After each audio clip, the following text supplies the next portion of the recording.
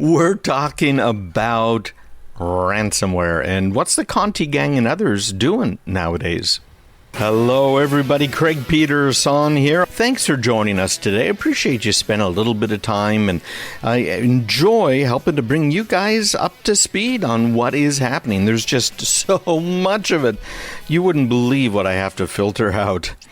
The Conti gang have been very successful, but their money started to dry up fairly recently when people figured out if they had a decent backup, they could just go ahead and ignore the ransom demands. Instead of paying that ransom, just go ahead and restore from backup.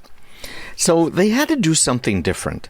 What Conti gang did, as well as pretty much everybody else in the ransomware business, is, okay, what we're going to do now is we're going to find all of the other machines we can find on the network. Then we're even going to have real people get onto these computers remotely that they've compromised and have a poke about. See, is there patient healthcare information? Are there bank account numbers on this machine? Are there plans on what to do, where to go? What's the business going to do next week? But particularly stuff they can sell right away. If you take credit cards, you know that the payment card industry is all over you if credit card numbers are stolen. Those are nowhere near as valuable as patient health record information. As I mentioned a little bit earlier, we're talking about 2,000%, more than 20 times more value to your healthcare records. Now what happens is Conti gang says, oh, looky, we've got patient information here. It has names, addresses, social security numbers, it has birth dates, it has diagnostic information, and then they upload it. We had something like this happen with one of our clients. It wasn't ransomware attack. Ultimately, it may have been. They came in through an unsecured VPN and that they would not let us shut down. We told them to shut it down and they didn't. In come the bad guys. They actually were coming up via Mexico in this case, although I doubt they were located in Mexico. They took that VPN connection, they used it now to get onto computer and found something interesting. So they started to exfiltrate the data. In other words, take that data and send it out. That's exactly what the Conti gang and others are doing now. We noticed, wait a minute, this is all automatic. Why is data going out from this host at that speed to this address at this time of day? It wasn't a normal pattern. So our hardware software that's sitting there in their network automatically shut it down hard.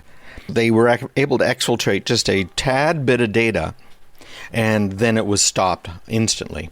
The Conti gang gets your data, and then they try and say pay up from an extortion standpoint. Instead of just holding your data ransom, they're extorting you, saying, if you do not pay us, we will release this data. The Conti ransomware gang has its own website out there. It's called a leak site. There are many of them out there. I'm not going to give you the URL. It's right there. There's their logo. Yeah, Conti gang has a logo, and it says Conti News. It's talking about how you can make your payments to them and what data was released, and that this person paid up, but it was too late. We don't have the data anymore, which means it was released, and too bad, so sad. I wouldn't want to be you. Here's another ransomware gang, the Avedon ransomware gang. So again, they had stolen personal information, they had health information, and they had not just the ransom side, but the extortion side built into it. This was in relation to an attack on the Capitol Medical Center in Olympia, Washington. They have leaked some of it. They're threatening to leak even more if Washington Olympia Capitol Medical Center doesn't pay up.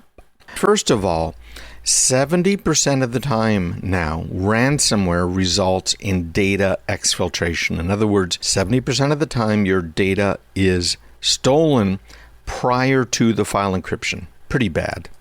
Pretty bad. Things can get particularly harmful because these ransomware attacks are a growing concern. They're disrupting patient care and healthcare, right?